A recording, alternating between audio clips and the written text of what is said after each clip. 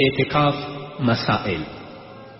قدرمنو اوریدونکو، په جومات کې د اعتکاف په نیت سره اوسېدلو ته اعتکاف وایي او په دې باندې باید پوه شو چې اعتکاف په 3 قسمه دی. یو واجب اعتکاف، دویم سنت اعتکاف او دریم چې دی نفل اعتکاف. هغه اعتکاف چې څوک په خپل ځان باندې نظر کړي که الله رب العزت زما دا کار وکړه نو زه به دومره ورځې اعتکاف کینم، نو چې کار یې وشي د دومره ورځو چې دې نظر کړی په هغه باندې اعتکاف کیناستل واجب دي، او که کې نه ناسته دې سره هغه انسان ګنهګار دی. دا اعتکاف واجبي اعتکاف دی. دویم اعتکاف سنت اعتکاف دی چې دا سنت اعتکاف د رمضان المبارک په آخري لسیزه کې دا کیدی شي. دا سنت مؤکد دی لکن علی الکفایه. نبی علیه الصلاة والسلام د رمضان المبارک په آخري لسیزه کې همیشه اعتکاف دپاره کیناسته. رسول الله صلی الله علیه وسلم باندې کله داسې هم د رمضان میاشت نه ده تیره شوې چې هغه په آخره لسیزه کې اعتکاف نه وي ناست. خو یو کال رسول الله صلی الله علیه وسلم د رمضان په مبارکه میاشت کې ټوله میاشت اعتکاف ناست و.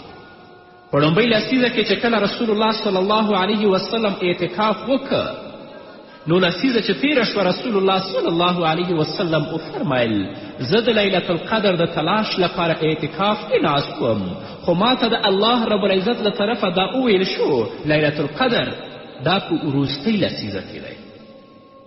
د دې نه وروسته رسول الله صلی الله علیه وسلم د رمضان المبارک دویمه لسیزه هم اعتکاف وکړ. بیا نبی علیه الصلاة والسلام د دې نه وروسته وویلي چې لیلة القدر راته په آخري لسیزه کې د الله له طرفه ویل شوي دي چې د قدر شپه د رمضان المبارک د آخري لسیزه کې ده. نو له دې وجې نه محمد رسول الله صلی الله علیه وسلم د رمضان المبارک میاشتې آخري لسیزه هم اعتکاف وکړه. به هر حال قدرمنو اوریدونکو، د رمضان المبارک آخري لسیزه اعتکاف دا سنت مؤکد علی الکفایه دی. مطلب دا دی که په یو کلي کې یو سړی په جومات کې په آخري لسیزه کې اعتکاف ته کیناسته نو هغه به د ټولو د طرف نه کافي وي، او که په جومات کې یو کس هم په ټول کلي کې اعتکاف کینه ناسته نو ټول به ګنهګار وي. لکه څنګه چې جنازه فرض کفایي دی، که د یو کلي نه څو سړي لاړ شي په هغې جنازه کې اشتراک وکړي نو د ټولو نه به دا فرض لرې شي، او که د پوره کلي نه هیڅوک هم جنازې ته رانړل نو ټول به بیا ګنهګار وي. دریم اعتکاف هغه نفل اعتکاف دی. کله چې هم جومات ته داخلیږئ اگر که لږ ساعت لپاره هم وي نو تاسو د اعتکاف نیت وکړئ چې کله مونځ کولو لپاره راځئ جومات ته داخلیږئ نیت د اعتکاف وکړئ. الله رب العزت به د مونځ ثواب تاسو ته بیل درکوي او الله رب العزت به د اعتکاف ثواب تاسو ته جدا درکوي. نو لکه څنګه چې زمونږ ورونه کولی شي چې په جوماتونو کې اعتکاف ته کینی، همدارنګه زمونږ خویندې زمونږ میندې کولی شي چې په خپلو کورونو کې په خپلې کوټه کې ځان لپاره یو مخصوص او جدا ځای وټاکي او هلته اعتکاف ته کینی. لکه زمونږ خویندې په خپلو کورونو کې او په خپله کوټو کې د مانځه لپاره ځان ته یو مخصوص ځای جوړ کړی وي، نو که هلته پرده ونیسي او هلته اعتکاف ته کینی دا ډیره بهتره او دا ډیره غوره خبره ده. رسول الله صلی الله علیه وسلم فرمایلی دي چې د خپلو کورونو نه قبرستان مه جوړوئ. یعنې لکه څنګه چې په قبرستان او په هدیره کې مونځ نه کیږي، تاسو هم د خپلو کورونو نه قبرستان مه جوړوئ، په خپلو کورونو کې هم منځونه کوئ. نو زمونږ خویندې دي په خپله کورونو کې ځان لپاره یو مخصوص ځای د منځه لپاره وټاکي چې تل لپاره دې هلته منځونه کوي. نو هغه مخصوص ځای چې دوی ځان لپاره د مانځه لپاره ټاکلی کولی شي چې هلته دوی اعتکاف کینی. نو د نارینهو لپاره دا غوره خبره ده چې سنت او نوافل په کور کې وکړي، ځکه هغه بچي د دوی یا ښځې چې په هغې کورنۍ کې ژوند کوي هغوی به هم د مانځه سره عادت شي. صرف فرض مونځ یې په جمع سره په جومات کې کوي، سنت او نفل دې په کور کې کوي، تر څو چې کورونو نه قبرستان هم جوړ نشي. د معتکف مثال هغه څوک چې اعتکاف ته کیني د هغه سړي په شان دی چې د پاچا دروازې ته لاړ شي او هلته پروت وي او دا وایي تر څو چې زما کار نه وي شوی زه به دې ځای نه نه خوځېږم. نو د هغه چا چې زړه د کاڼي په شان وي ډېر سخت وي هغه به هم نرم شي. نو الله رب العزت خو اکرم الاکرمین ذات دی، الله رب العزت خو ارحم الراحمین ذات دی، د ټولو نه کریم د ټولو نه رحیم ذات دی. نو چې کله ته راشې لس شپې د هغه په دروازه کې وغورځېږې د خپل تضرع او عاجزي لاسونه الله ته پورته کړې د خپل ګناهونو بخښنه د الله نه وغواړې، آیا الله به تا ته بخښنه نه کوي؟ خو دا په دې شرط چې ستا په زړه کې د الله ویره وي، ستا په زړه کې اخلاص او صداقت وي. که خدای مه کړه په زړونو کې اخلاص نه وي، په زړونو کې د الله ویره نه وي، نو کله هم بیا اعتکاف الله رب العزت په دربار کې قبول نه دی او نه به ستا زاریانې او نه به ستا غوښتنې الله ومني. د هر څه نه مهم اخلاص دی، د هر څه نه مهم د الله ویره ده چې په خپل زړونو کې اخلاص او د الله ویرې ته ځای ورکړو. د رسول الله صلی الله علیه وسلم په احادیثو کې د اعتکاف ډیر لوی ثواب بیان شوی دی. په یو حدیث کې رسول الله صلی الله علیه وسلم د اعتکاف دوه مخصوصې فایدې بیان کړي دي. اوله فایده چې رسول الله صلی الله علیه وسلم د اعتکاف بیان کړي هغه دا ده چې انسان به د ګناه نه محفوظ پاتې شي.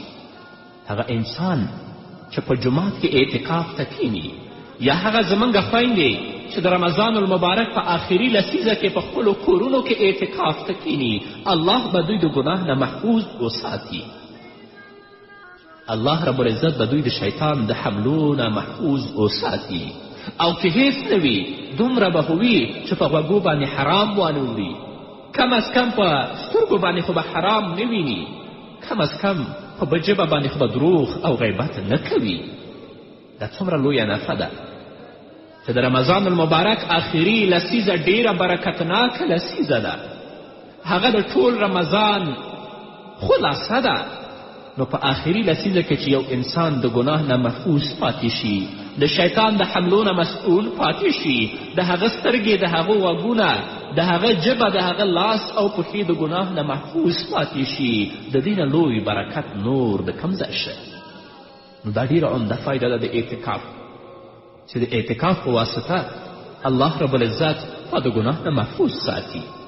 دویمه فایده رسول الله صلی الله علیه وسلم د اعتکاف دا بیان کړې ده هغه نیکیانې چې زموږ معتکف ورور نه په اعتکاف کې باقي پاتې کیږي الله رب العزت به د هغه اجر و ثواب د معتکف ته ورکوي.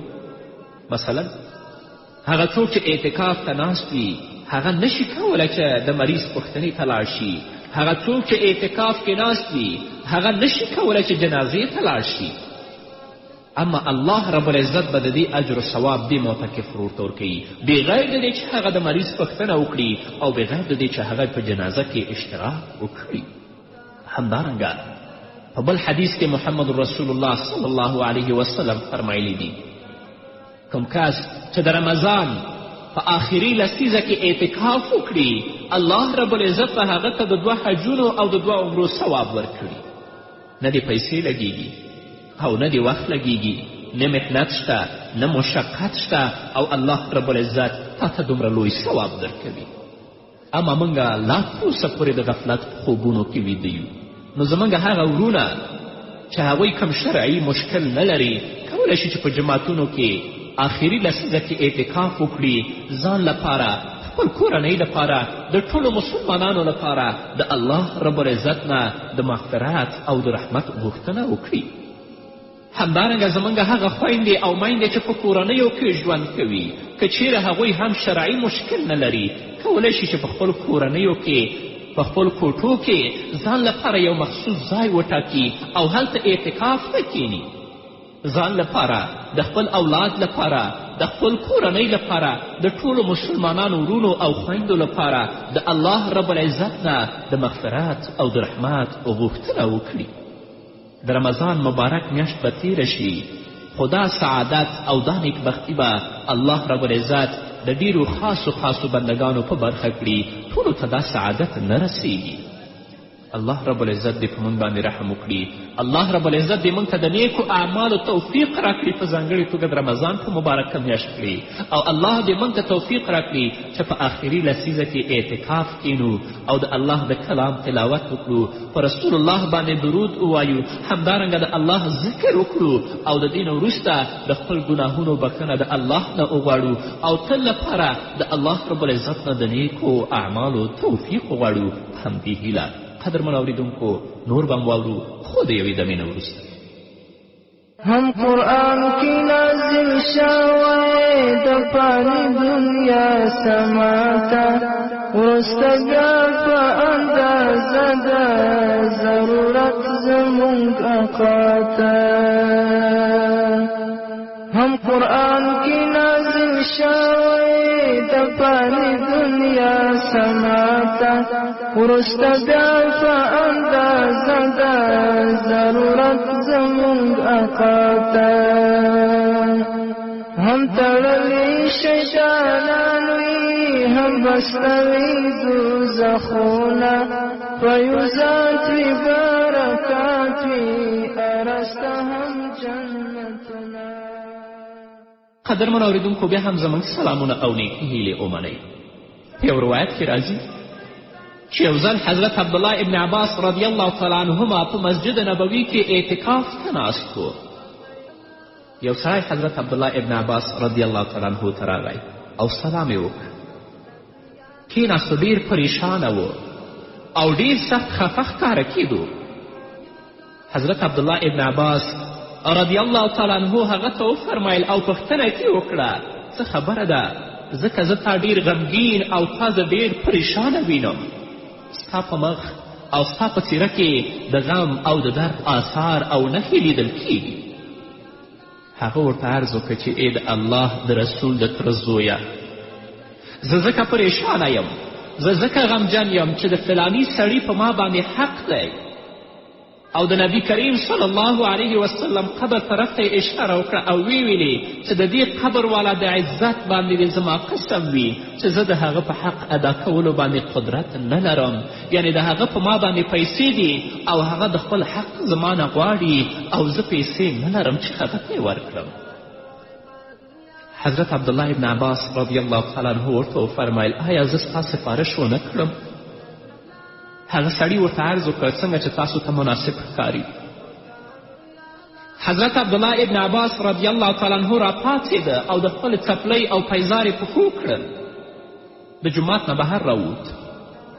چې کله د جومات نه بهر راووته نو هغه سړي ورته عرض وکړ چې تاسو آیا خپل اعتکاف هیر کړی دی؟ د دې مطلب خو دا و چې معتکف د جومات نه نشي وتلی. آیا تا خپل اعتکاف هیر کړی دی؟ حضرت عبدالله ابن عباس رضی الله تعالی عنه ورته وفرمیل اعتکاف مې نه دی هیر کړی، خو ما د محمد رسول الله نه اورېدلي، د دې قبر د خاوند نه مې اورېدلي، د هغه ورځې وې چې رسول الله هم نوی وفات شوی و. د حضرت عبدالله ابن عباس د سترګو نه اوښکې تویې شوې. ویلې چې ما د رسول الله نه اورېدلي دي چې رسول الله به فرمیل کوم سړی چې د خپل رور په کار کې وګرځي او کوشش وکړي نو د هغه دپاره د 10 کالو اعتکاف نه هغه غوره دی. یعنې کوم سړی چې د خپل د مسلمان رور مشکل حل کړي او د هغه د مشکل په حل کولو کې هڅې وکړي او وګرځي، دا کار د هغه دپاره د 10 کالو اعتکافونه غوره دی. او رسول الله فرمایلی دی کوم سړی چې یوه ورځ اعتکاف هم د الله دپاره وکړي، الله پاک به د هغه او د جهنم په منځ کې 3 خندقونه حایل او پرده کړي، او یو خندق به د ځمکې او آسمان په منځ کې د مسافت نه زیات پلن وي. د 10 ورځو اعتکاف کېناستلو سره به 10 خندقونه الله رب العزت د جنت او د جهنم او د دې ترمنځ پرده کړي، او د یو مسلمان حاجت پوره کول د 10 کالو د اعتکاف نه زیات افضل او غوره دی. نو الله رب العزت به دې انسان ته څومره اجر وکړي. الله رب العزت دې موږ ته توفیق راکړي چې د خپلو مسلمانانو ورونو د حاجات او د هغو د مشکل په رفع کولو کې هڅې او کوششونه وکړو. دا مشکلات په هر چا باندې راځي، دا دنیا ده. انسان په یو حالت کې ژوند نشي کولی. په ما باندې هم راځي، په تا به هم راځي، په نورو به هم راغلي. زه هم په خپله څو ورځې مخکې په داسې یو مشکل کې اخته وم. خو زما ځینې دوستانو چې هغوی خبر شو ما ورته ویلي نه ول، هغوی خپله هڅه وکړه د کوشش د مشکل په حل کولو کې. نو هغه اجر و ثواب چې رسول الله صلی الله علیه وسلم په حدیثو کې ویلي دي، الله دې دا اجر و ثواب هغوی ته هم ورکړي او تل لپاره دې الله عزت د دنیا او د آخرت د هغوی په برخه کړي. به هر حال قدرمنو اوریدونکو، اعتکاف کې ډېر لوی اجرونه او لوی ثوابونه دي. الله رب العزت دې موږ ته توفیق راکړي چې د دې نه محروم پاتې نشو.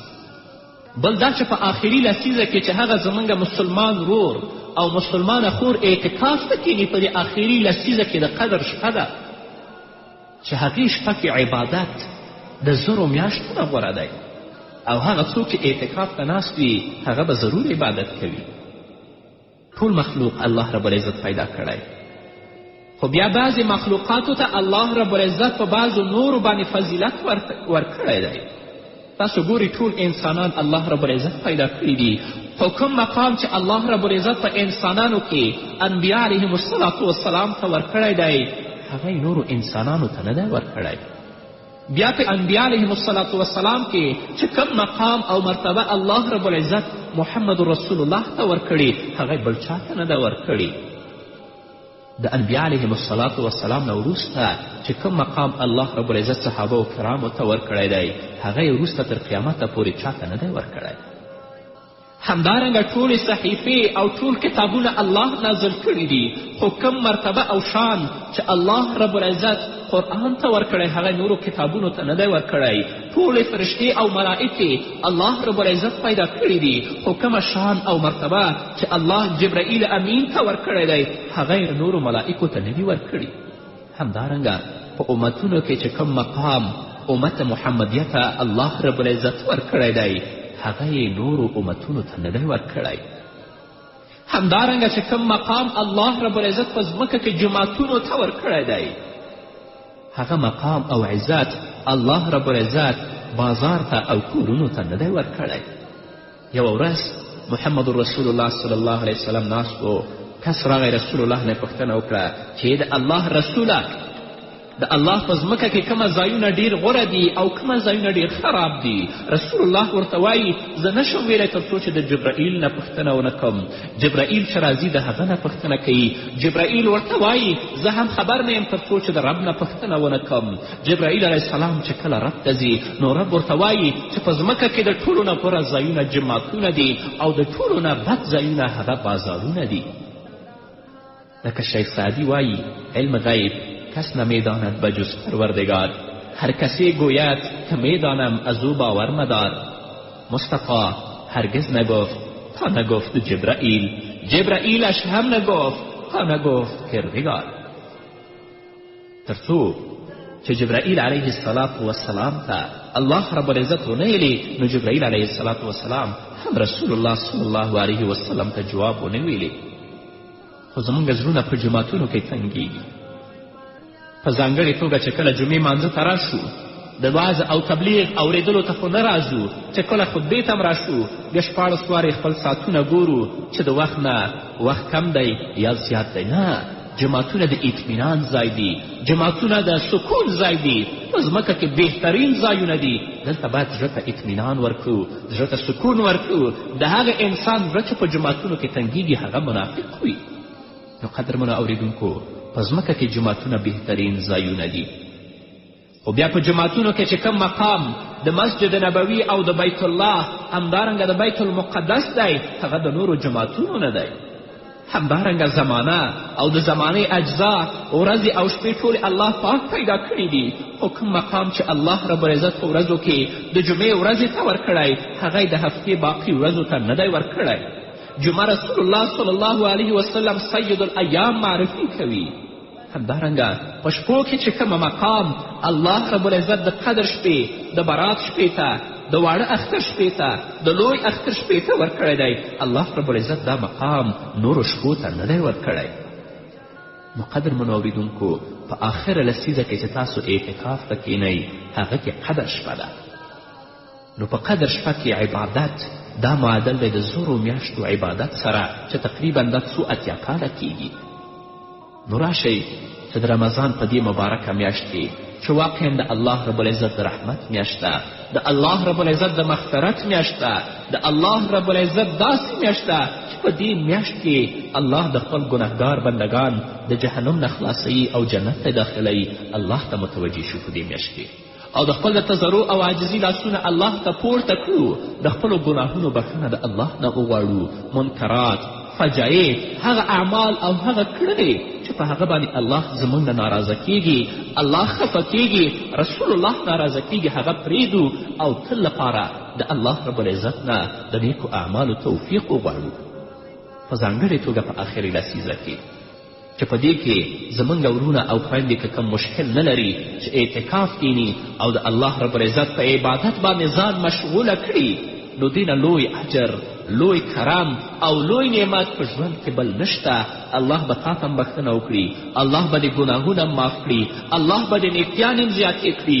همدارنګه د هغو مسلمانانو ورونو او خویندو دپاره چې ته د الله نه بښنه غواړې، الله به د ستا په دعاګانو واسطې باندې هغوی ته هم بښنه کوي.